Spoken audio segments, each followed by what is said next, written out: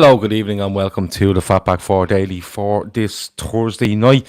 It's just me and it's just Keith tonight. Real cozy, romantic evening for the two of us. Yeah. Grizz was meant to be here, but he's having Wi-Fi issues, i.e. he didn't pay the bill. And yeah, look, we're just going to go with the two of us tonight. This, of course, is brought to you by Paddy Power. A bookie's a website and an app. If you gamble, please gamble responsibly and remember to do so with Paddy Power. First things up, Keith, you done a show last night. It was your first one hosting on your own without me being there, and it went really well. I was watching throughout. Did you enjoy it? I did enjoy it, yeah, I did enjoy it, but like I said, it was pretty daunting, you know what I mean, without having the safety net like of yourself setting things up and all that. So yeah, it was interesting to say the least, and thanks to Shawnee and Chris for going on and helping me through it, you know what I mean. It was enjoyable. Not the last, I hope, not the last. Good. No, it won't be the last. It definitely won't. I enjoyed my night off. But I was watching as you were going along. But to have a night where I didn't have to sort 27 things before getting the kids to bed and then coming on here at 10 o'clock was all the difference. Yeah. It was a difference. I got loads of. I was playing FIFA 20 last night. I was. Good man. Xbox or PlayStation? Xbox One. If anybody's watching and you're into Xbox or you have Xbox and you have FIFA, let me know because we can just play online later on. People are giving out about that FIFA 20 saying it's not great. I love it. There's even a street version of football and all in it. Right. Yeah, it's all right. Volta. Yeah, you're just flicking the ball around. Yeah, I did at the very start. Like, it brings you into a game, and then it's like Vinicius Junior, is it?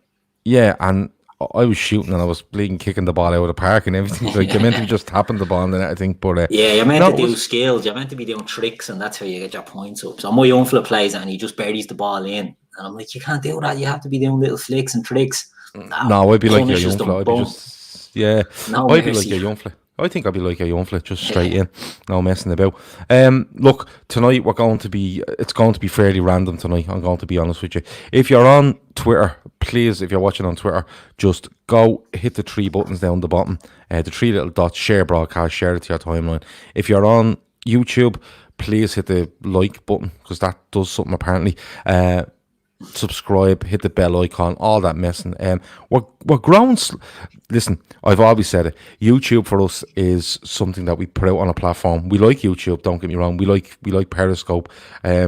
Downloads are our bread and butter, always have been and still remain to this day. But look, we're growing a little bit in views on YouTube. We're getting loads of interaction off of comments and people messaging us and stuff, and we love it. So if you're on there and you know anyone that wants to watch us on YouTube, just send them the link to our page, and you know how it'll go. It will be a bit random tonight. We're going to talk about the Reds being back. Bobby Firmino needs probably a half an hour just on his own for his appearance yesterday. It's unfucking believable, right? And but we're going to talk about that. We're going to talk about the Reds being back. I want to talk about the Daily Mail because they're off their rocker, and as well as that, any random stuff you have, throw it in. And as we go through the show, like we always do, we'll just randomly take them and talk about them as the show goes on. It's probably the best way to do shows, I find, anyway. So Keith, look, loads of coverage yesterday on LFC TV and the Liverpool Twitter page and stuff like that. The team is back in training in small group sessions. You're seeing Jurgen Klopp, you're seeing his assistants, you're seeing players turning up and all. I don't know about you, but when I watched it yesterday, I thought, that's really nice just to see. Yeah. Now, don't get me wrong, I wasn't having a big cry. I wasn't having a big think about it. Like loads of people seem to be having big things and big cries. I don't really believe they are. But I just kind of looked at it and went, oh no, that's nice. Just it was the first bit of normality I've seen in ages. Yeah, do you know what I mean? It was great to see them back, wasn't it?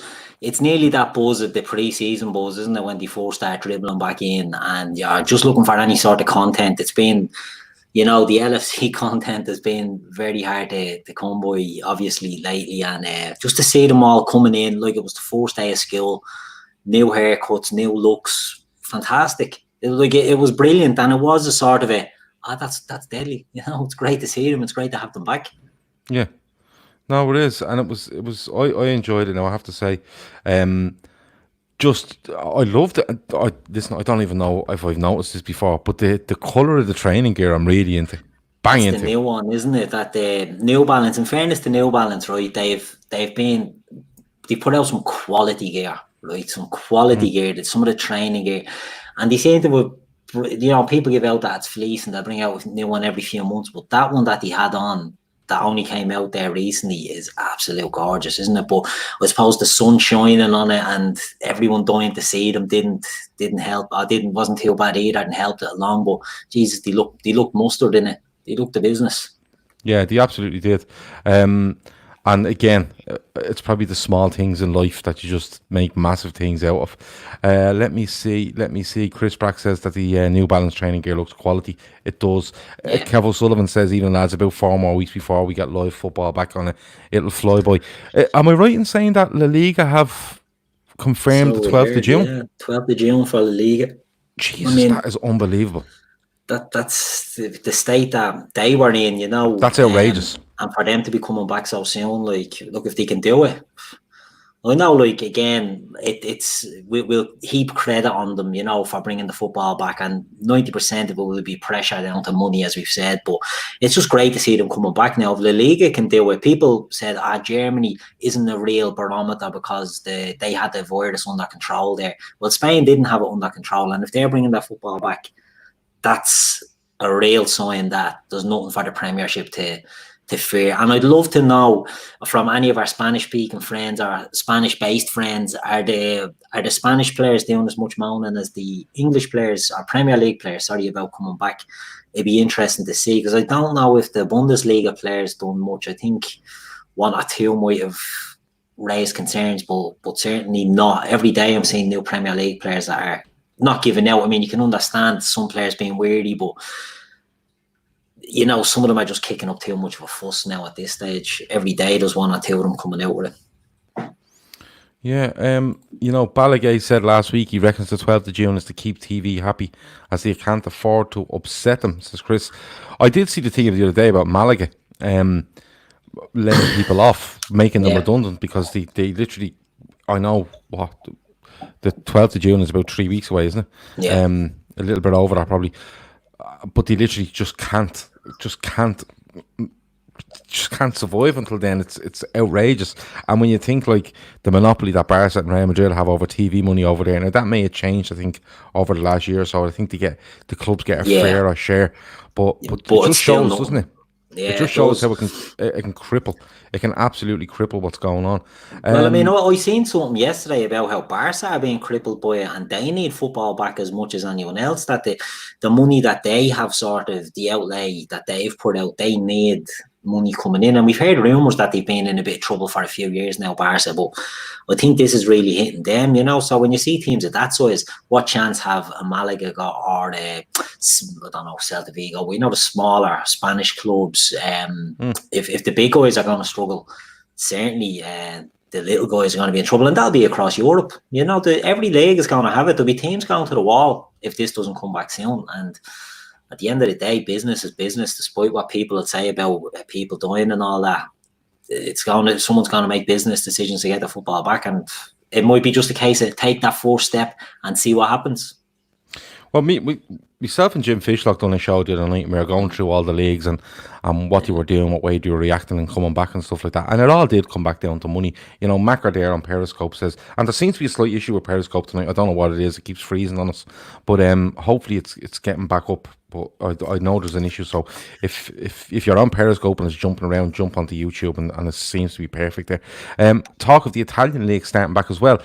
I was saying at the gym the other night, I thought I'd one of them around the 12th of June and I'd one of them around the 25th of June.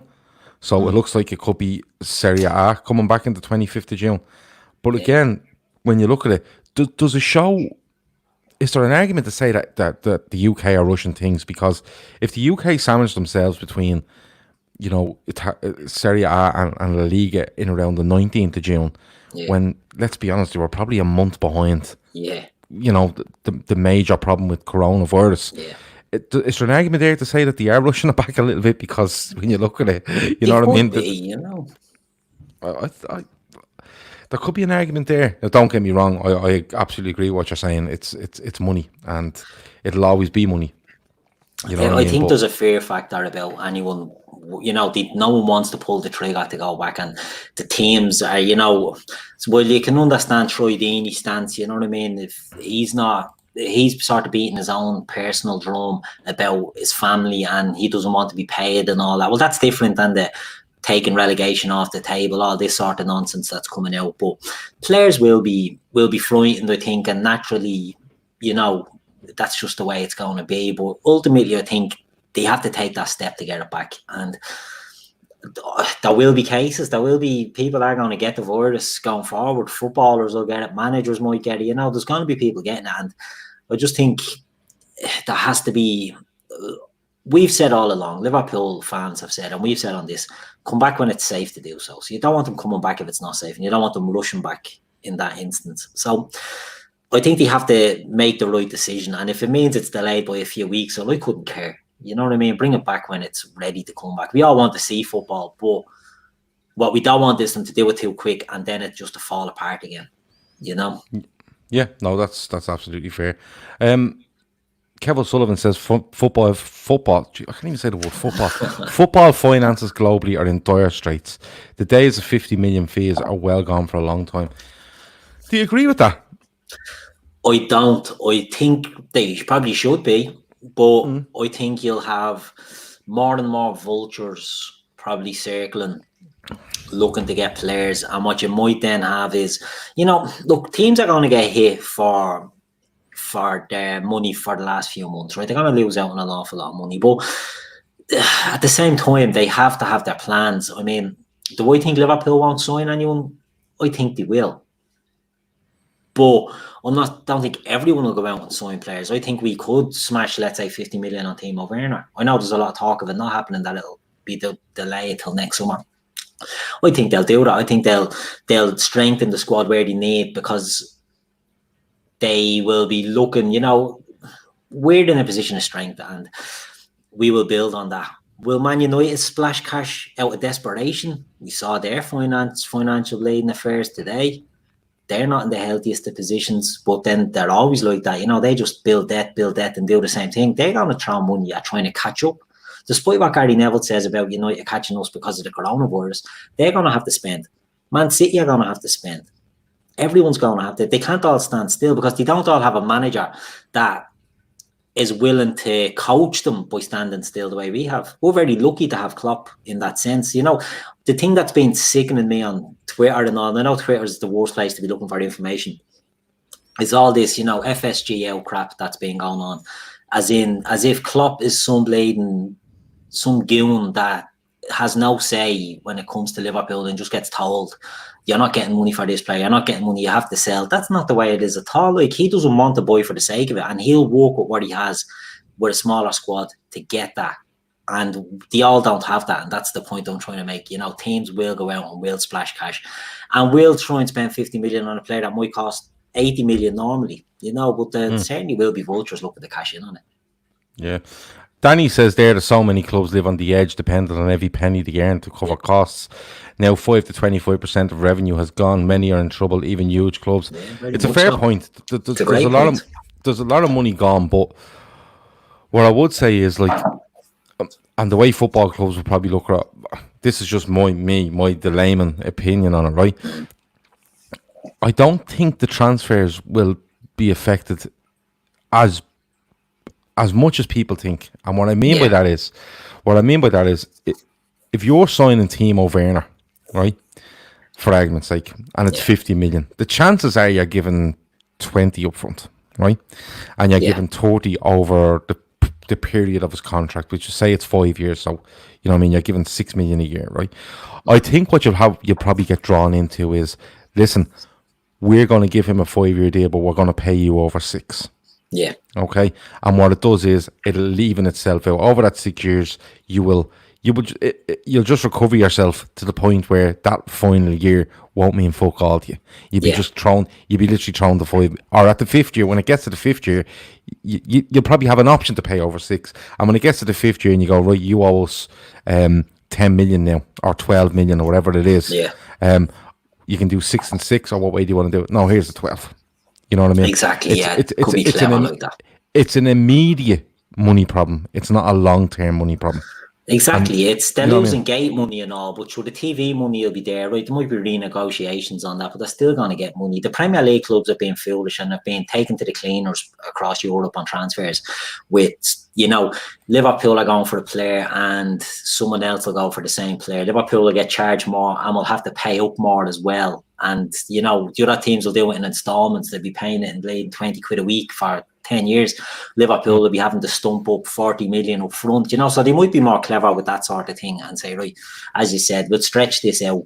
We'll give it in more installments instead of being top heavy loading, and teams might be more willing to take that. That's the thing, we're going to be having to buy players a lot more clever, but selling, teams are going to have to sell as well to balance books. So, the market's the market, and I think it'll be back up and running, and it'll be back being silly in no time, unfortunately, because it's the bleeding bane of the sport. There's one here. Let me see. And of course, if you have any random questions, throw them in. Let me see. There was one there, and I just want. Oh yeah, here. And I have another one there that I had on the screen. I've just knocked it off for no reason. I don't know what. Do you think players such Joe asks? Do you think players such as Shaqiri could be used in swap deals if we are low on funds? Well, looking at that, right? If you're looking to, if you're openly telling people your funds are low, and you're looking to, swap a player, the club you're trying to swap him with could say, well, you value him at 20, we value him at 10. You can't show a weakness, regardless. Like you mentioned United's finances, right? I think its debts have risen by 120 something million, or $500 million. $500 million, and people will say, oh well, they earn enough to get away out of that. They're earning that much, and they're still in that debt. So you know what I mean. It doesn't matter how much you earn. When it comes to the end of the year, if you're in the red, there's an issue. And when you're now closer to getting back to the top as well, every year away from it, you're going further and further. You know what I mean? And that debt increases, and that the distance. We saw that with Liverpool. God, we would have seen that in the 90s. You know what I mean? Like Liverpool winning a league, and the FA Cup final in '96 was 6 years since we last won the league. Felt like leading decades. You know, to haven't won the league in 7. Do you know what I mean? Like in the blink of an eye, it can go. Not that they'll be different to us because they're much bigger. Unfortunately, like commercially and all that, they are set up for to be able to take a bit of a hit. But the longer it goes on, the bigger the problem it is. Now I think the Glazers are like, well, if we can sell this off, we'll sell this, and it's someone else's problem. But we'll see. Yeah, we will. We absolutely will. But Marty says our squad is equipped to be mustered for another 18 months at least. There's no need to lose our minds over no transfer business. He's right in what he's saying, but you know how it goes. You know how it goes, Marty, and Keith knows, and I know, and loads of people know. Last summer we signed Adrian, who was on his couch at the time. Sepp van der Berg, who was 17, and Harvey Elliott, who was 16. All right, people went rasher over it. Right, it was like, what's going on? Why is this happening? Blah blah blah blah blah blah blah blah. Right, and basically, like, it's people think. And there's an argument at times that if you don't strengthen, you stand still. You don't stand still, you go backwards. That kind of way. I don't think Liverpool will stand still. I think they have, like, if you look through the squad, right, I think there's more to come from. Alisson has missed 10 or 12 games, right? True. So if you get him a full season, I think there's more to come from Trent. I think there's way more to come from Joe Gomez. Van Dijk is just Van Dijk. Robertson is Robertson. But Fabinho hasn't had the best of seasons when you actually break it down, because of the injury. Henderson is flying. There's loads from Wijnaldum. But when you look then, Keita comes back, and if Keita's 20%, does 20% more than he's doing now, and that even in appearances, he's a better player. You have Oxlade-Chamberlain, who's bedding himself in probably from that injury that he got. It's another year under his belt. It's a great point, and exactly, because back another year fitter. Exactly, like he gets injured in May 2018, and he said you won't see him till the start of 1920. He comes back a bit earlier, but he's still bedding in, right? Then you have Minamino, okay? Maybe Harvey Elliott makes a big breakthrough. Salah, Mane, Firmino have been brilliant this season, but at times have been a little bit off it. If you get a little, I agree with what Marty's saying. I absolutely agree with him. The squad, the way it is absolutely brilliant. The 18 months thing, you could have a little argument that just because of the age profiles of certain players within that. But I think it's a very, very fair point. And everyone loves a signing. That's the big thing, Keith, isn't it? This is it. We all get excited over it, and the loons on Twitter seem to prefer the signing over winning. But, you know, if we can do both, it'd be great. You know what I mean? Now, the big thing in all this is the AFCON. If the AFCON doesn't go ahead in January as planned, then I don't think we'll sign anyone. I think we'll do a deal for Werner to come in next summer. If the AFCON is happening, I think we might push through the signing, because to lose Mane, Salah and Keita, and despite what people think about Keita, you know, Keita's main problem has been durability and expectation. Yeah. When he plays, he's tidy enough. He's not pulling up any trades, but he's not bad either. You know, he's just made out of bleeding Weetabix and breaks down all the time. But to lose them three with the squad we have, with Lallana gone out of that squad, Roy Klein was a non-entity, so he's not going to matter. But, you know, it gets a bit thin then. You know, so maybe I think the AFCON could have a big part to play in that. But I don't know if they're going ahead with that. I heard they were, I heard they may not be. So until we're clearer on that. Somebody said to me the other day that it might have been on one of the shows, and they mentioned it and said that the qualification was still ongoing when this pandemic came around. So I don't know how you finish a qualification and get the tournament sorted in that time. Having said that, would qualification have normally finished around August, September? Yeah. Did he literally? You see, it's not only that. If you say to them, well, we get you all qualified by December, the logistics of getting everyone sorted and the whole tournament organised. I know the tournament organised in essence, but you have who's playing where. Yeah. Countries have to get hotels and different stuff like that. I don't even know where it's meant to be held. If anyone knows where it's meant to be held, you know, I seen a funny thing when the coronavirus, I shouldn't laugh, like when the coronavirus came out and Africa weren't getting high numbers, and they asked the health minister, I think in Burkina Faso, you only have one confirmed case, what's the secret? He said, we've no testing equipment. Do you know what I mean? So some of these countries, they may not be equipped to deal with the pandemic. So if, let's say, for example, a Burkina Faso or a Togo or one of these countries were hosting it, it might not be in a position to even do that. So there's a lot still to be decided. But I think I agree with the point about the squad. Sorry for cutting across your gap. We could get another year out of the squad. Klopp likes a small squad. People think Klopp's being held back with signings. He doesn't sign because he doesn't want to sign. And I think you'd see Lallana moving on and Curtis Jones probably being promoted. So I wouldn't be surprised if we didn't do it.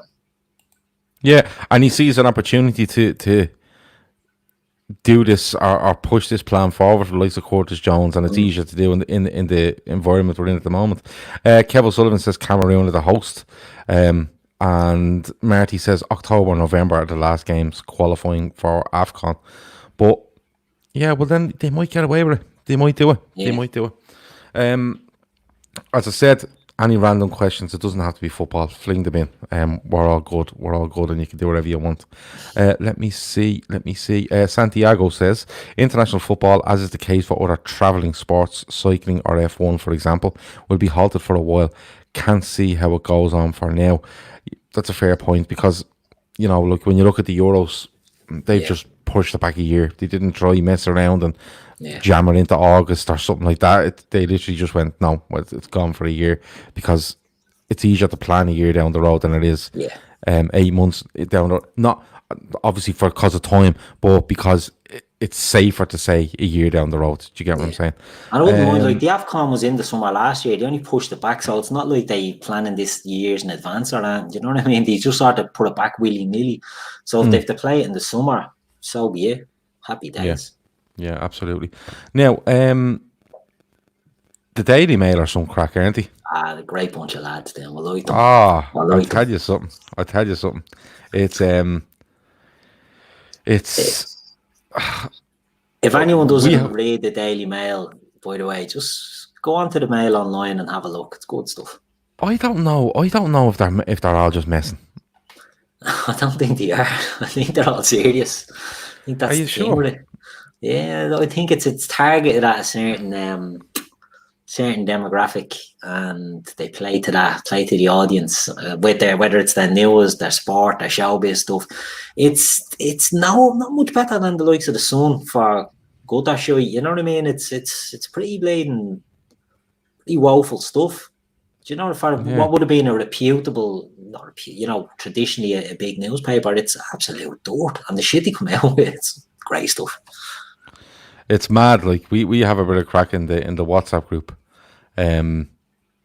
It's like I've seen stuff like players are struggling with this sticky footballs because of disinfectant on them. Other people, like, we just have the crack, and it just keeps coming in. You genuinely you genuinely think that these aren't messing?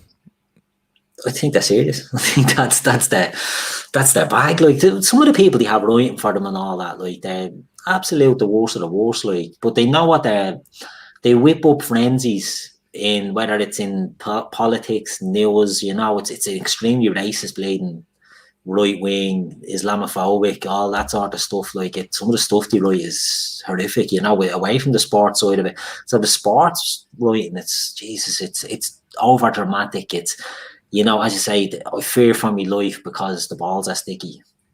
Jesus Christ, will you stop? You know? Yeah, it's unbelievable. First time dad asks, with the local Irish game being decimated, should all Irish football fans help out their local team? Yes, is the answer to that. Yeah. If you look around, if you look around League of Ireland clubs, they're all doing various things to try raise some money for different things. Like, I know the likes of, for argument's sake, I seen the thing a couple of weeks ago, Finn Harps were doing basically a virtual away day. So if you're meant to travel to Finn Harps that day, which Shamrock Rovers were on that day, that's why I seen it, I'm being honest with you. And people were able to go on, and you can buy a membership for a month. You can be a member of Finn Harps for a month. 30 quid. I know Rovers are doing a GoFundMe with quizzes and giveaways and stuff like that. They're up about 20 grand, I think, at this stage, for the club, which is a massive amount of money for anyone watching, to a League of Ireland club. I'm sure there's other League of Ireland clubs doing bits and pieces. People might think that's a drop in the ocean, but it is actually significant for League of Ireland. Like, you're on a different playing field than anywhere else. It's huge money. First time dad, I think, might be a Derry City fan, and if Derry City are doing anything, let me know and I'll call her out. But that's just pieces I've seen because, that's the club I follow. Go on. It's a problem, but isn't it, because for the League of Ireland, there's only the fans that, you have to support the club to be involved in it. Unfortunately, there's not much of a reach, which is a shame. You're a Rovers fan. Rovers have a great support. I'm from Ringsend, and I know all about Rovers. It's where they were sort of born and reared, but they've a great support there. I live close to Shelbourne. I live close to Bohemians, and there's just not enough interest in them outside, unless you're brought up going to that sort of thing. They can't attract anyone in, and it's a bit of a shame. A few years ago, I was looking at Shells. We're in First Division. I was going to go up for a game, and 15 quid in, and I'm like, this is brutal. Do you know what I mean? Like, it's not getting anyone in the door, and I don't know if they need to rethink how they do it, but how do you do that? You know what I mean? It's a tough one. The problem they have, and people are probably watching this going, what is going on? The problem they have is that there's so much uncertainty around that club, where they're going to be playing. There's a talk of a merger with Bohemians up in Dalymount Park when it's redeveloped and stuff. So people are just staunch and won't, okay, they are where they are now, but when it actually turns around to go to ground share, I think they might be in serious problems. But listen, if anyone out there is Irish or an interest in League of Ireland, just go and look up all the different clubs' official Twitter. I'm sure you'll see everything that's going on there. Gav, it would be great to help them out. You know what I mean? Oh yeah, well, like, listen, I throw money in every month anyway. And look, I just, as soon as this shareholder in Rovers, are you? No, I'm not a shareholder in Rovers now, but as soon as that come out, I put money in, and then in the first of every month I'll throw it in until needs be. Gav, a day out golfing, what do you prefer, windy and rainy or humid and scorching hot? No cart allowed. It's very rarely I'd use a golf cart playing golf. I like walking. The last time I used it, I think my playing partner had a problem with his foot and had to use a cart, so we were there using the cart. I would rather humid and warm. You can deal with humid and warm. Put a cap on, bring plenty of fluids, stuff like that. Windy and rainy, it's just gets horrible. Now, don't get me wrong, I'll play in it. I'll play in anything. The one, I don't mind rain, and I don't mind the wind is what annoys me. Yeah. There's nothing worse than, I've played in driving rain, I've played in high winds, very hot, very cold. But when you're walking down fairways and the wind is just bashing off the side of your mallet, it's not nice. It's simply not nice. If you were to play golf, what conditions would you like? Me? Probably the hot and humid. I love the rain now, to be honest. I walk, and if it's pissing rain out, it's like lovely. I'll go for a walk, go for a run. I used to love playing football in lashings of rain. Love it. But golf, I think I'd prefer just stroll around with the bleeding the nice stage, you know what I mean? But then I'm not a golfer, so it's the easy answer. Yeah, when you're playing golf, like when I go and playing golf, if it's nice out and I'm thinking this could get really nice, I'd have a pair of shorts in the bag. I'd literally have the stuff in the bag that I could just, same way I'd have wet gear on one side of the bag, I'd have shorts and a lighter t-shirt and stuff like that in the other side of the bag. So it's all about coming prepared. Here's one for us. You ready? Describe your perfect Sunday dinner. Now this is made for you. Sunday dinner. Well, it's gonna have cabbage on it, and anyway, for a start, the king of the Sunday dinner is cabbage. Right, so I'd have roast potatoes. You have to have roast potatoes. I would not have any other potatoes, just roasties. Then I'd have cabbage, carrots, peas, meat, gravy, stuffing. Okay, that's it. Basic. Okay, so I'm presuming this is a Sunday dinner, like a Sunday roast. Yeah. So I'm assuming so. Yeah. So I will have ham. I'll have chicken. I'll have double meat. Yeah, I'll have sage and onion stuffing. I will have mashed potatoes, carrots, cabbage, bit of parsnip if it's nice parsnip. Croquettes are amazing. Up on the carbs here. Yeah, croquettes, and just dip the thing in gravy, and away we go. And that's me. Yeah, I used to be now. When I lived at home, I must actually, when this is over, right, and my man and dad do a Sunday dinner, I'll take a picture of the plates they dish up. You'd want to see these things. You'd feed the family with one plate, you know what I mean? My ma's give you everything falls over the edge. Every type of potato, and that's why I just have roasties now, you know what I mean? I don't want croquettes and roasties, or I don't want mash and roasties, just one or the other. This is a topic at the moment because of The Last Dance that's on. Yeah. So, favourite sports documentary? Right, favourite sports documentary. I'm trying to think about this one. There's been there's good basketball ones. I love basketball, right? So the Last Dance is in vogue at the moment. But if anyone likes basketball, there's a great one called the Fab Five.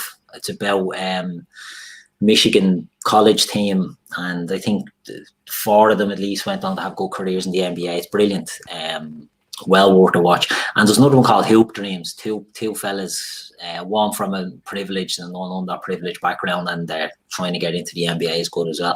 But I love any sports documentaries, like anything. I do like a good documentary, you know what I mean? But they'd be the two that stick in my mind. I'm sure there's loads I just can't think of, you know what I mean? Is there any football sport? I can't think of any. What about yourself? I loved Senna.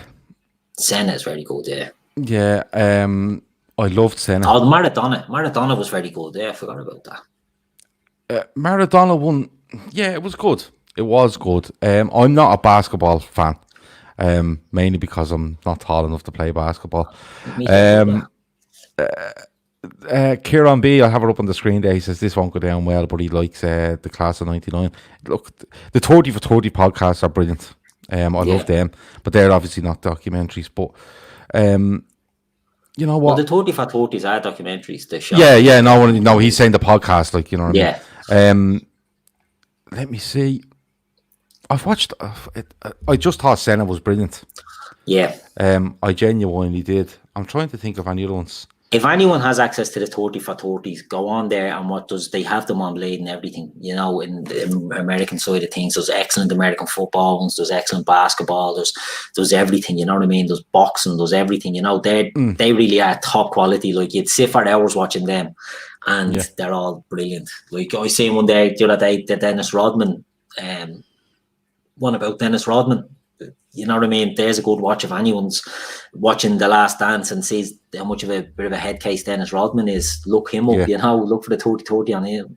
Quality stuff. The ones, I know it's not sport, it's sport related, but the ones that always get to me are the Hillsborough ones. Yeah. And I become engrossed in them. You know, like, you know, I remember was it ITV done like a... It wasn't a documentary. It was like a drama recreation one. Yeah. And then you've had a couple about Hillsborough since. I think it might have been one released on BT Sport.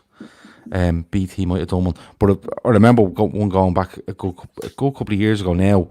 But it's probably the latest documentary that was done, and it was excellent. And I become engrossed in it. I started looking up, you know, news on it and YouTube clips and I'd literally spend a whole day looking through this stuff because still you watch it and you just think you just get really annoyed. Chris Back says Two Tribes is very good. Santiago says give Icarus a watch, it's on Netflix. Let me see, Jimmy McGovern's Hillsborough is brilliant, but it's a hard watch, says Chris Brack. It's a good watch, alright. Yeah, no, just listen. What are you watching on telly at the moment? Because we like to keep people updated on this. Yes. You know, because you're in lockdown. What are you on to now? I just finished Better Call Saul. Now, I'd never watched that, so I'm after watching the 5 seasons of that. And you know, I loved it. And I didn't like Breaking Bad. I got pissed off for Breaking Bad. I didn't like the characters in it. I don't like Jesse or I don't like Walter, but I loved Saul. So Better Call Saul is absolutely brilliant. What am I on to now? Jeez, I'm trying to think. What did I don't think I've started. I'm on Ozark now. I'm only catching up on Ozark now, the 3rd season. Where? Oh, so you were up to date with that? And I watched the first 2 seasons. Yeah, I'm just going back to watch the 3rd one now. So, I'm just getting through that. What about yourself? I've cleared up Ozark. Anybody, just a matter of interest, anybody that hasn't seen Breaking Bad or Better Call Saul, watch Better Call Saul first. Yeah.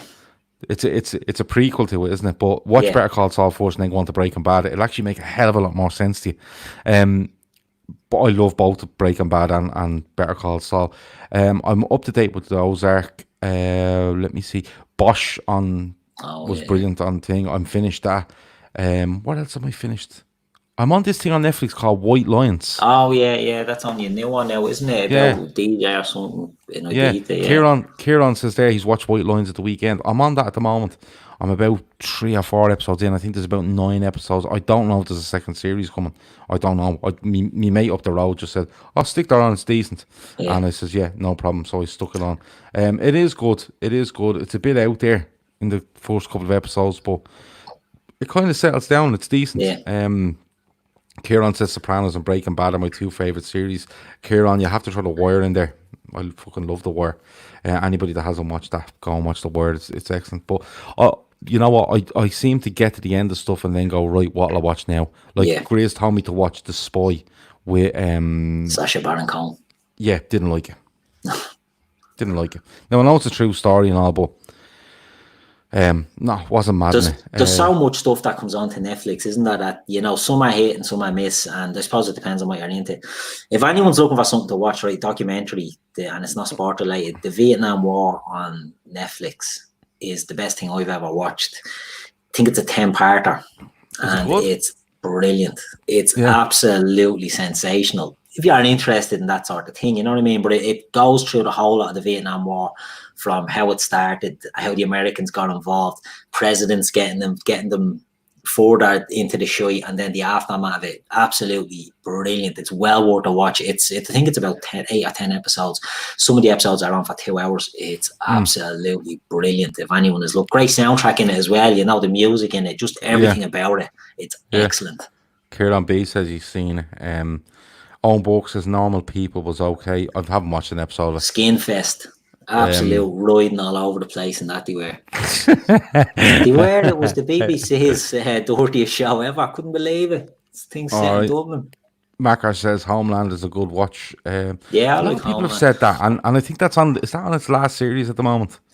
I don't know if it's the last one, but the thing about Homeland is, I don't spoiler alert if anyone hasn't seen it. Like, a woman in it, after season 1, she'd got the bullet out of leading anything to do with the Secret Service or the spy game in America, but somehow she hangs in. So, it's a bit far fetched, but it's very good. I like it. You get drawn in, and it's edge of the seat stuff. Every episode you're waiting for the next one. So I tend to record that when it's on the telly, and then watch it all in a binge, watch it all over a weekend. Because watching it week to week is a pain in the arse. Yeah. Kieran says LA94. It's not a sports doc, but it's about the riots after Rodney King got mullered. Yeah, that's brilliant. I might look that up. Any documentaries about that are always great. Yeah, it's a great subject. LA94. I remember watching one. Was it the Central Park 5, about 5 lads that get done for raping murders, and that was really good. And did you watch the thing on Netflix then? What was it? The show that was made of? Yeah, Now They See Us or something. Yeah, Now They See Us or Now You See Us. Something like that, yeah. Chris Brack has always been intrigued by the JFK assassination documentaries. Loves a good conspiracy theory. What about the one about Liverpool being handed the league and VAR being VAR. That's a good one. That's a good conspiracy theory if you're into that sort of thing. All the penalties. Apparently, the Bishop was on the radio giving out about normal people. Is it that bad? I didn't watch it. My missus watched it and she was saying it was bleeding manky. But I seen a report that it was the BBC's... bleeding manky. Yeah. She said, I seen a report saying it was the BBC's most X-rated show ahead of Rome and something else. And then what is it? But is it on BBC but based in Dublin? Or is it... so RTE took it up as well? I think it's RTE and BBC, yeah. So it's based in Dublin, sort of in around Trinity College students or something. My missus was telling me about it. You can tell us if you watch it. We won't give No, I don't watch it. I got out of bed there yesterday morning and I came out and she had her on the telly. She recorded it and was watching it at 7:30, 8 o'clock in the morning. And I said, what the fuck's this? She was normal people. She says, this thing is manky. And the kids were getting up. I said, get that off, really? And she was telling me about it then. There was about 6 or 7 episodes in or something. She was telling me what it was about. So, yeah. Yeah. No, nobody I've talked to has an idea what it's about, but there's loads of riding in it. Yeah. Let me see. Okay, so Kev O'Sullivan follows up with, if you watch that Vietnam one, watch a film called The Post. Exposes McNamara and what he knew and lies that were told. Does that make sense to you? Yeah. It does. The Post. I think that rings a bell already, yeah. Okay. But yeah, that Vietnam one is excellent for anyone that hasn't seen it and has about 15 hours to waste. It's fucking excellent because it's not just rose tinted in the American favour or any of that. It's a good watch. Okay, no worries.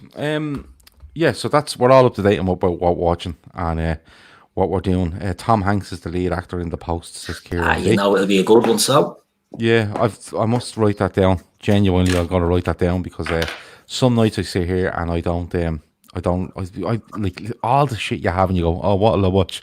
When you kind of like, I'm good for binge watching stuff, but then I can kind of stop and go, oh, I need something different just for tonight. Yeah. Do you know what I mean? Let me see. But we're all up to date on what we're watching, which is cool. Oh yeah. So I want to talk to you about I was telling you about FIFA 20 earlier, right? So if people are here, if you're on Xbox One, let me know. If you have FIFA 20 and you're on Xbox One, we might be able to have a bit of crack and, go on and play each other on FIFA. And we'll post the scores in the Discord group for a bit of laugh. But if anybody's out there, let me know. You can go into Discord or leave a message here, which a username or whatever else it is, and I'll get in contact with you. You know what? I'm saying this here and I can't even remember what mine is. I think it's Cav Doyle 82. I think it's that. So if anyone's on Xbox One and you have FIFA 20 or the Golf Club 2019, because they're the only 2 games I play, or I've Pro Evolution, the latest Pro Evolution as well. So any of them three. Gav Doyle 82. I'm nearly sure is my username. Just add me as a friend, and we can play some football late at night when we're finished with this podcast messing. The podcast is getting in the way now of me Liverpool career on FIFA. But Danny Emery's a PS4. Well, Danny can fuck off them. Let me see. Dylan Westwood just says Dylan Westwood. In the house. He must be on the. That's his username. Oh, Dylan Westwood is good for the game. Tell you what, Dylan, FIFA 20 at around 11:30 if you're around. Yeah, I'll add you on when I get off this. So Dylan Westwood is the first person. We're gonna play online. I'm brutal at it. I'm just gonna let you know. I'm terrible at it, but I really like it when I score. It'll be kind of watching the replays and all, going, oh, look at that and all. It's only a fucking game, Gav. Get over it. So what else were you looking forward to? What else we got to talk to? Let me see. Avo reckons that the COVID-19 was made in Manchester to stop us winning our 19th title. Just going back to them and the financial reports. Shawnee pointed out something to me earlier, and I was like, yeah, but like that's a big loss and stuff like that. And then he went, yeah, but do you not realise that these losses are reported literally before COVID was properly up and running? Yeah. How worried would you be for them? Because I'm one of these guys that goes, you earn so much, you're obviously spending too much because you're in the red. They shouldn't have losses if they're a juggernaut like they are. And I know they've been saddled with debt from the owners because the owners took a loan out and from the loan bought the club and then saddled the club with the loan. Yeah, and then whip out dividends every year. Yeah, they're whipping out 100 million a year or something along them lines, right? How worried would you be? Because I've seen the argument over the years for United saying, they can spend their way out, but they're spending their way out and then there's 500 million debt over here. What way do you see it? It's like the elephant in the room with them, isn't it? It's a debt that just keeps building and building, and it's like, as you said, this is not taking, that's last year's financials, so it's not even taking in sort of what's happened now. And can they spend that way? They're getting into this mess by throwing money at problems, and they seem to have, in fairness to them, I think they've seemed to change their tact in the transfer market. If it's on the go, boy, right, they spent big money still on the likes of Harry Maguire and Aaron Wan-Bissaka, but I wouldn't say they're on big wages, although you never know what United. As long as they continue to do that, they need a root and branch change to how they're doing their business on the football side to get anything out of their teams. While they keep spending, whatever, 80, 90 million on a player and then giving players that are average, like Jesse Lingard's on 100 and some thousand a week, you know what I mean? Like, when you're giving your players that, they've created a rod for their own back. When you're successful and you're bringing in money, you get away with that. But when you're not successful and you're giving Alexis Sanchez 300 or 400 grand a week for nothing, then you have David De Gea coming up and saying, look, I want that. You can't have it. We made a mistake with him. Well, I want that. So it's a mistake. It's a problem that they're not doing. I don't know how they can get out of it, but I just feel that, if it did start getting a bit sticky, they'd sell the club to some laden cheek or something, just cash in and debts would be wiped all over the place. It'll be happy ever after. Yeah, Kieran would be worried if they went and got Nagelsmann or something like that. Stephen O'Connor reckons they're digging themselves into a deeper hole. They haven't improved that much despite the players they bought. It's just financially, I just look at it and go, if they're pulling in that amount of money, how are they posting losses here? Our debts going up. Now, I don't know if it's losses, but debts have gone up. Why are the debts rising? If this juggernaut is earning so much money, it's again, it's the success side of it. You're a commercial juggernaut while you're winning, and the longer you're not winning, then your star begins to wane a bit. Now, in some ways, they're lucky that since they were dominant in the 90s and the 2000s or whatever, and it's been shared out really since. There hasn't been one team that has come and run off with it. Chelsea done a few, City have done a few. They pump money in, they're both financially open or whatever. But when we sort of fell on our arse, United were primed to to step in there and pick up where Sky jumped in. United capitalised on all that, the Premier League, all this, and they were just marketed better than we were. We lived off this the Liverpool way, and we don't do business like that, so we got left in the bleeding dirt. United won't, no matter what happens now, I don't think, they'll fall away, but I don't think they'll get that far. They'll have too much credit in the bank. But the longer it goes on, you never know. You just don't know. No, you don't. We'd have to wait and see. But I wouldn't be holding my breath. I think United will always be there. Enough money. And a good coach can change them. As someone pointed out, Nagelsmann would be a great coach there. But he gets a lot of stick off Liverpool fans because he was a bit cocky when he came to us with Hoffenheim. He was only about 30 bleeding 2 or something. Yeah, I don't mind him. I don't mind him. The other fella, I fucking hate that PSG manager. Tuchel. Yeah, I can't fucking stand the sight of him. I don't know what it is. Somebody said, Alan. Alan says it's highly likely United don't get UEFA Champions League again this season. Not sustainable to pay Europa quality players Champions League wages. Well, there you go. And you're getting. It's not even that they're Europa standard players. Like Bruno Fernandes is a Champions League player, in my opinion. But what's happening is you're paying these massive money to play in the Europa League, and then they're not bringing the goods to get you back in where you need to be. Yeah. You're taking that gamble, and then the gamble isn't paying off, and gamble after gamble. And look, we've seen it with so many clubs. Like, remember Leeds? Leeds were fucking mad. Do you remember the thing about Ridsdale? He had like £1 million worth of fish in the fucking boardroom and all. Sure, there was the one with Seth Johnson when they signed Seth Johnson. Seth Johnson goes in to sign the thing, and he's like, there you go, there's the contract. Seth Johnson and his agent are going in saying, look, don't settle for less than 20 grand a week. They went in, Ridsdale, there's 45 a week. What? Make it 50. Do you know what I mean? Like, they were just throwing money. They were ridiculously wrong. It was mad, absolutely mad. We'll have to wait and see. Danny Emery's saying something about WrestleMania. I don't know what's going on there.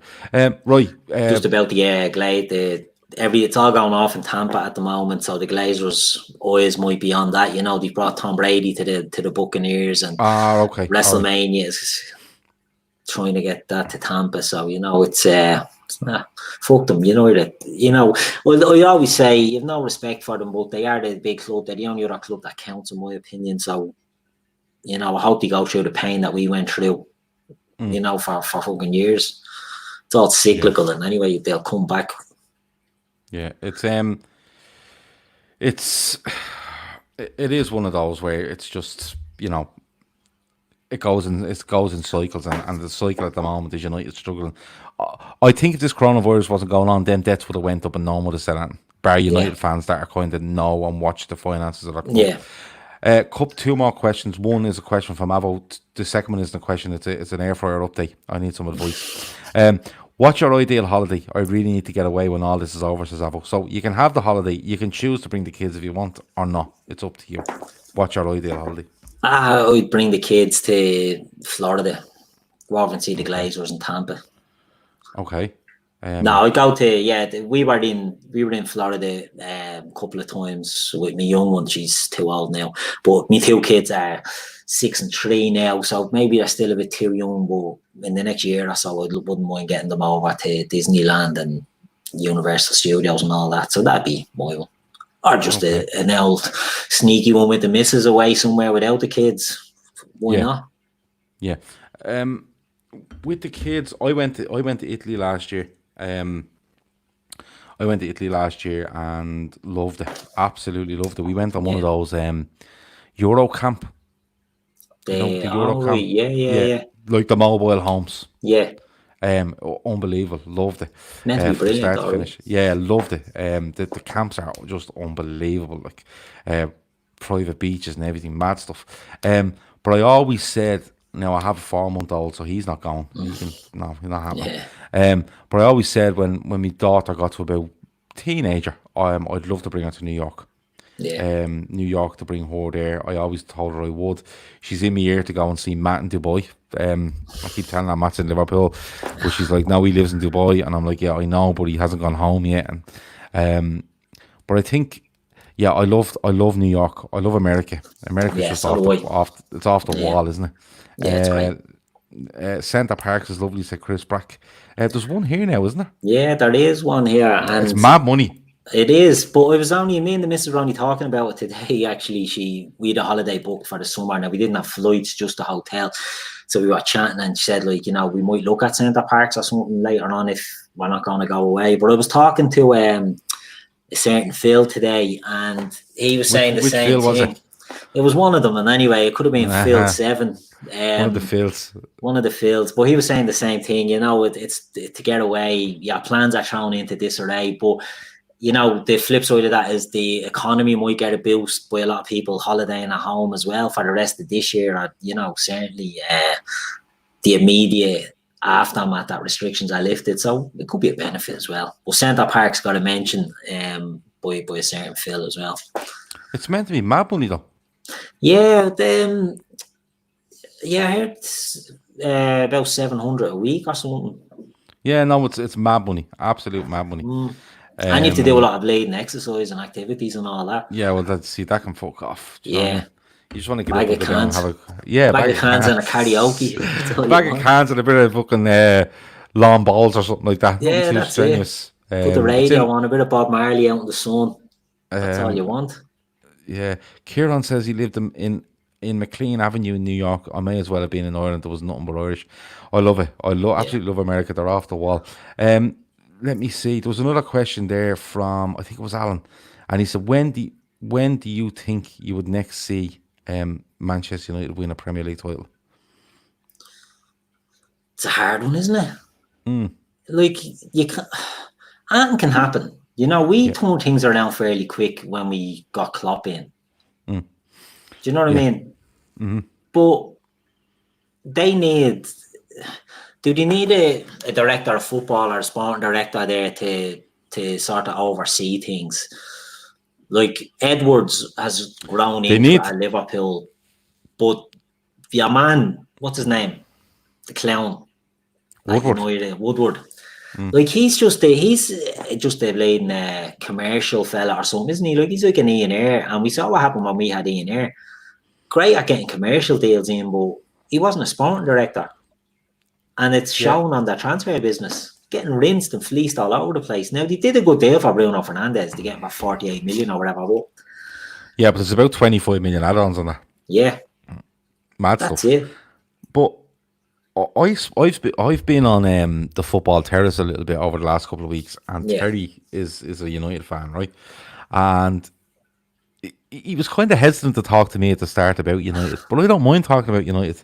And I don't do it in a way that, I don't do it in a petulant way where I go, are fucking shy, that kind of way. That I mean, anyone can say that.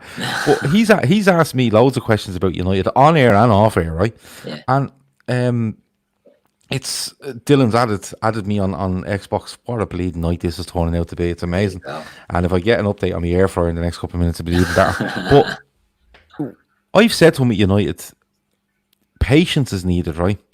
And I pointed out that the Moyes things was wrong, right? Yeah. If you go back through the timeline of the Moyes things was wrong, right? Ferguson picking a successor, he just looked back to 1986 and said, "Oh, remember me?" And it was all like hairy-fairy fucking stuff he was doing, right? Moyes was wrong. Van Gaal was a lunatic. Mourinho was just not right for Manchester United, regardless of how good he thinks he is. He's just not right for Manchester United. Because of he's been at Real Madrid, he's been at Inter Milan, he's been at Chelsea, but Manchester United are bigger than all them, right? And what I mean by that is, okay, Real Madrid has the heritage and stuff like that, but Manchester United has a certain way. Real Madrid don't. They're fucking mad, right? Yeah. They can change the way they do things from one day to the next. And then you look at a Solskjaer and you're kind of going, surely that's not the plan. Yeah. So I was trying to say to Terry that, for me, they need a project and they need patience and they need to stop throwing money around like it's fucking no one's business, because one, you get taken advantage of. Two, as we said earlier, the gambles get bigger and bigger. All right, and you don't want a massive gamble. Like if you look at what Klopp's done, he's here 5 years. He's come in. He literally went through the first transfer window and went, "No, I'm not signing anyone. I don't need to. I'll just play and I'll watch and I'll take all the information in." And also, the biggest thing he's done is people in the club have definitive roles. Right? Yeah. You're asking what Ed Woodward is. What does he do? Is he in charge of transfers? Is he not? The Solskjaer has the last word. Does he not? You know, that kind of way. Yeah. It's a very similar situation I find to Liverpool going over the last 15 years. And I keep saying this to Terry. They need to not hit the reset button, but they need to, if they're going to back Ole Gunnar Solskjaer, they need to say, right, he gets the last call on players. Now, we'll have a couple of people around, like Michael Edwards, etc., at Liverpool, where they will go and look at the data and look at the players and bring them and say, we can get him or we can get him, and Solskjaer makes the call. You have to be able to do that. But for me, United, at the moment, the way Liverpool are set up, and disregard coronavirus and deaths and stuff, the way Liverpool are set up with the squad they have, the way they're looking to go forward, the infrastructure around the club, they're growing all the time. The way Man City are just there, and there's nothing you can do about it. I can't see United topping. They might top one of them in the next 5 years, but I don't see them topping two unless they hit on a formula that's extremely successful, extremely quickly. But then you also have the unknown entity now of Newcastle. If Newcastle get bought over by the Saudi Arabians, I don't know if that's gone through yet, if it's been fully ratified, they're going to start bringing in players and they're going to start poaching the likes of Pochettino and all that. You know, managers that could go in and sort of build something that you should have been looking at. You know, if United are in a position like Liverpool, I keep saying that when we were in the doldrums, that's where United are. And then if Chelsea comes in and pushes us further away, Man City comes out of nowhere, pushes us further away again, and United are in that position as well. They have to catch up with us and they have to catch up with City, but they also have to catch up with Chelsea, who will be spending money again. No, they're not going to be spending huge money, but they are. They brought in Hakim Ziyech already. They'll bring in other players in that squad. But if you look at what Chelsea are doing, right? Now, Kepa was an outlier because I don't know what they were fucking at. But they've tried to, and Pulisic, people go, oh, they spent a fortune on Pulisic. Well, Pulisic was a very highly rated player, right? But if you watch what they're doing, Ziyech is around, what did he end up being? Costing.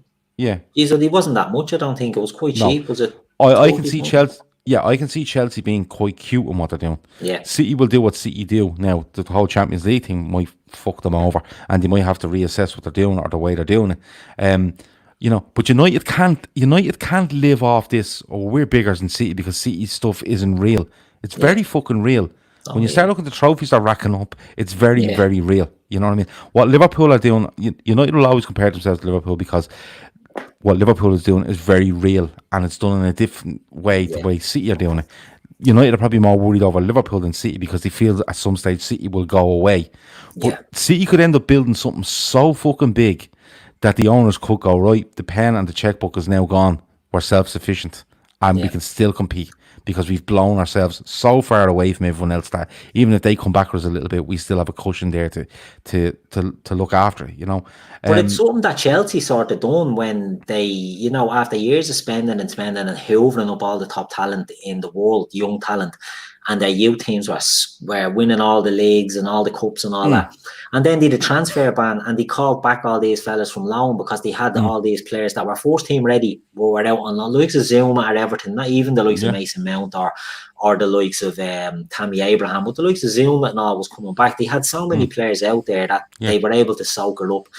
And United, like I said, there's too many sleeping giants in around there. Well, they can look at us and they can look at City. As I said, Chelsea are going to spend again. You've also got Spurs now. I think Spurs are in a precarious position as well because they could. But Danny says match day revenue could catapult Spurs to the top of the table. Well, that's it. If it works out for their stadium, but it could cripple them as well. Yeah, but I'm not being funny with you. Spurs, there's been a lot said about this Spurs stadium. And at the end of the day, 60,000 people can only go into it, or 61,000 people. Exactly, right? Yeah. They can have heated seats all they want, but they can do whatever the fuck they like. Now, and trust me, if Spurs don't do what Spurs hope they do when they went to build this, they're in serious fucking trouble. Yeah. Right? Because empty seats means no money for you. Do you know what I mean? Don't get me wrong. But don't get me wrong. If Spurs had turned around and went, we're at the building an 85,000 seater stadium on budget, right, and we can soak up this cost over the next 15 to 20 years and still be massively competitive because we've an extra 30,000 people in our ground, you'd say fine. But at the end of the day, they've only put themselves on a level with Liverpool, with attendance, Arsenal. They're higher than Chelsea, but Newcastle are around 51, 52,000. You know what I mean? And the funny thing is, people go on about, match day revenue actually isn't. It's only a drop in the ocean when you look at the big picture. But it adds up. You know what I mean? When you have, like, if they'd have made a massive statement that went 75,000, you go, grand. You know what I mean? They've doubled the size of their stadium, more or less. But I don't know. It's a savage stadium, says Kieran B. To be fair, it looks wicked, Spurs Stadium. It does, but you know, they went massively over budget. What's the product? You know, is it NFL orientated as well? They've deals with the NFL. Danny's wondering as well. Games there, and they're not going to get that money in this year. You know, is the focus all about Spurs? Maybe not. Yeah, it's. I don't know what way. Spurs are a weird one for me. They are. You know, the Harry Kane stuff floated around a little bit. I'm not too sure how true it is, but the manager there again is, you know, Jose Mourinho's he's no interest in managing Spurs. Let's be fucking honest about it, right? Exactly. And that's no slight on Spurs. Jose Mourinho walks around as if he's the fucking king of the world. Yeah. Do you know what I mean? He'd love us. He'd love us. We're the only one that he would. I think he would love us. Barcelona, he'd love. He'd love Real Madrid. He'd love a go at PSG or Bayern Munich as well, in my opinion. But in England, I think we're the only ones that he'd love to. He'd fall back in love with the game because he's still treated like a blatant god by the media. You know what I mean? Even despite him not really doing that in years. But if he got, don't get me wrong, I don't want him at Liverpool. But if he got the Liverpool job, I think that'd give the spark back to him that he needs. Never mind him giving a spark to a team. Yeah, there's too much water under that bridge, I think. Stephen O'Connor says Newcastle also in the equation 2 or 3 years. How can we forget them when their owners have 270 billion? It's crazy. If that goes true, is that still messing about, or what's going on with that? I think it's set to go through, but I don't think it's being finalised yet. I think it's. I have a feeling there'll be plenty of eyes on them if that does go through as to what they're doing. Because let's be honest about it, Newcastle are a big club. What I mean by that is they're a one club city. You know what I mean? But outside of that, how big are they around the world? You know, and in order to compete, you have to be able to plough money in, and the timing's not great for them. Now, don't get me wrong; they could be spending a fucking mad amount of money. But the thing happening with City and PSG at the moment, the eye is on the willy-nilly spending, like, you know? Yes, the eye is on that, and when you start turning around and next thing, fucking, you know, Sainsbury's is giving you 500 million for stadium rights, and it turns out your man owns Sainsbury's. You know, it's a.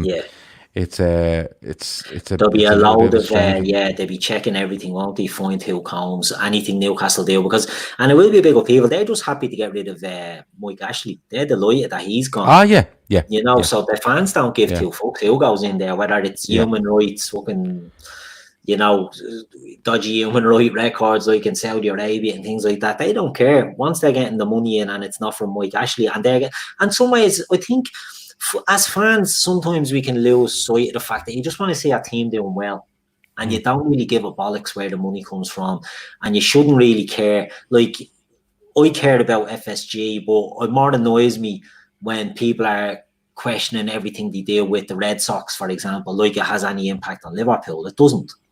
Do you know what I mean? Like, it's not like they're taking money out of us and plowing it into the Red Sox. No such thing. Just enjoy our team. You know, and sometimes we can get hung up on the financial side of it. Now, in saying that, when you go down a certain route that Man City have gone down, and they needed to, there's no way Man City could have got where they are without cooking their books or taking a shortcut here and there, you know, and ultimately it's all they done. They cheated by, you know, plowing in money quicker than they really should have done, but they can't get there otherwise. And Newcastle will be in the same predicament. But as you've said, all the eyes are on it now. You know, we're still waiting to hear what happens to Man City. Are they going to get banned? Is there going to be repercussions of that? You know, so Newcastle can't just come in and start hoovering up players for 60 and 70 million. Well, as you say, they're playing in the bleeding, the long stadium.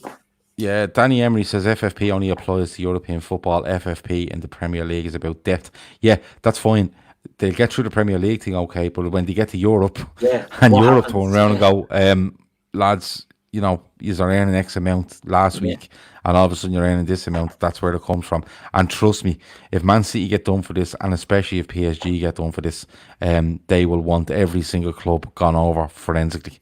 Yeah. Season And they on only have to season get on. into the Europa League, you know what I mean? They only Yeah, have to, it doesn't always have that's to get it. into the Champions League. And if Yeah. Sheffield United and Wolves are making a push to get in there, a season of sensible spending with Newcastle could put them, it would take a bit of an overhaul, really. But if they got a few stars in there, they could be looking at a Europa League spot next year. So they're not that far away. Yeah, it might only apply in the Premier League to death, but they're not far away if they plough that money in for getting into Europe. So.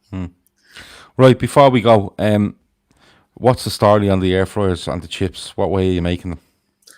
What way do I make them? Right, so my one, I have Philips air fryer. So the way I make mine, right, I Thousands. chip them. What can I say?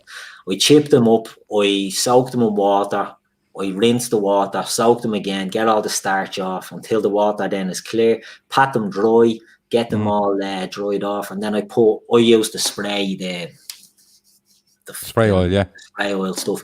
I lash that onto loads of that onto them, mix them up, put them into my air fryer for about 15 minutes on 160, and then I take them out and put them in for another 15 minutes on 180 to crispy them up. Nice one. What are you I'll try doing? that tomorrow. What? You struggling with your chips? No, I haven't done fuck all. Just ask. Yeah. Because it takes a bit of messing about with them, man. I got my air fryer and I was making the balls of them all the time. And my sister had to tell me, she goes, no, this is what you do. You do it half and half. You do them low, and that gets them softer. And then you whack it up to crisp them up a bit. So, so do you just leave them solid in there 15 minutes?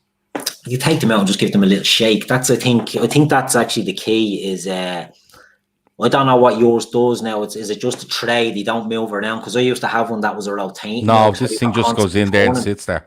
Yeah, so then that's like my one now. Just go over and give them a shake every so often just to mix them about. And make sure you're getting enough spray or enough oil. If you're using oil, make sure that sort of all the chips have a bit on it. Yeah, no worries. You know what I mean? But moving them around because they can get stuck together. But that's the whole point of the starch. You get all the starch off and they don't tend to stick together in the air fryer. So nice one. Right. I think that's Dylan O'Rourke says good morning. Dylan must have. Dylan, I was only thinking about him earlier. I've seen Dylan in ages in here, and then he pops in at 11:15. I reckon Nia fucking took his YouTube subscription off him. I'd say that's what it was. Yeah, using the run of himself. Signed him out and changed his password. It's happened to us all. I've not been there. Owen Book says we should definitely do an air fryer podcast. It deserves its own slot. We'll have a look at it. We're getting that desperate at this stage. It's getting there. Dylan says Klopp will get our lads buzzing behind closed doors, even with no fans. It looks that way. It looks that way, and that's the thing. Before we move off, like about football, the thing about the likes of United might benefit from this as well because there'll be they'll just be going in and playing behind closed doors. And it might sort of suit not having the pressure or the anxiety of playing in front of fans and just go out and win games that they should win. But you look at Luke Shaw coming back from his coronavirus break, and he looks like he's after eating two wrestlers while he was off on his break, the size of him. And then you look at the likes of Bobby Firmino, or if you saw Alex Oxlade-Chamberlain in training today for Liverpool, they look tip top and sharp. Bobby looks sensational. By the way, if anyone hasn't seen Bobby's new look, get on it. I'm thinking of trying to get a hair transplant. It's outrageous. It is. It's absolutely outrageous. We are meant to talk about it, but there's just no words from. There really isn't. Before we go, if anybody, I don't know what way do I put this. I was sent a message and asked, doesn't matter who it was from. It says, at the end, will you throw out an appeal for anyone that might have seen a Colin Downey to contact the Mead Garda? Colin Downey, missing for a couple of days. Anybody in the Mead area, Dublin area, or anything, comes across Colin Downey, please contact Mead Garda. That's us done. It's been a good show. I think we've done very well. I think we've been great, Keith. I'm being honest with you. Yeah. Grizz let us down, but we didn't let that get us down, did we? Yeah, that's it. We don't let them little speed bumps get in the way. We still get out there and talk Gockler for an hour and a half just for the Exactly. keep the people entertained. Tomorrow is Friday. We'll be off Friday and we'll be off Saturday. We will be back Sunday, unless anything pops up, like Timo, Werner acting the maggot. We might come and do something like that. Or if people have something on Discord that they might want for us to talk about, get on Discord, get into the FB Fatback 4 daily. No, there's a feedback section in there. You can go in there and go into the feedback section and lash it in there. And, throw them in, because if we don't pick them up straight away, or if we don't do the show straight away, we still look at them, and it might be something that, you know, you might throw something in last week and we might do it in a couple of weeks, but, you know, throw the ideas in, because it's tough. And, you know, fair play to you, Gav, for keeping this going when there's being tough on content, but every podcast out there is the same, and to try and get content during this, you know, all the suggestions are getting looked at and are sort of, you know, we're trying to get things up and running. Yeah, we're not ignoring people. If you go into the Discord group, myself and Keith are moderators in there as well. So if you go in there, go to the feedback section. You can tell us what you like, tell us what you don't like, tell us if you're enjoying it, you're not enjoying it. We don't get offended. Well, if Grizz ready, he would, but we don't. So get in there, give us suggestions, if whatever you want us to talk about. If you have any ideas, Dylan Westwood gave us an idea going back about 3 or 4 weeks ago, and we're still fucking doing stuff on drafts and stuff like that. Listen, Keith, thanks a million for joining me. I'm not even going to thank you anymore. I'm just going to say we're gone, because you're on all the fucking time now, right? I'm not thanking anymore. I'm thanking you, bollocks thanking you. But that's it. That's been the Fatback 4 Daily. Keith's off to just write them instructions down for me with regards to the chips, and he's going to email it to me. Yeah. I'm off to play FIFA 20 with Dylan Westwood, and if anybody's on Xbox One, I'm nearly sure it's Gav Doyle 82. Go in there and try add on. If not, messages on Discord and I'll find out my username. But I'm off to make a cup of tea and play FIFA 20. That's it. Talk to you in a bit. Over now.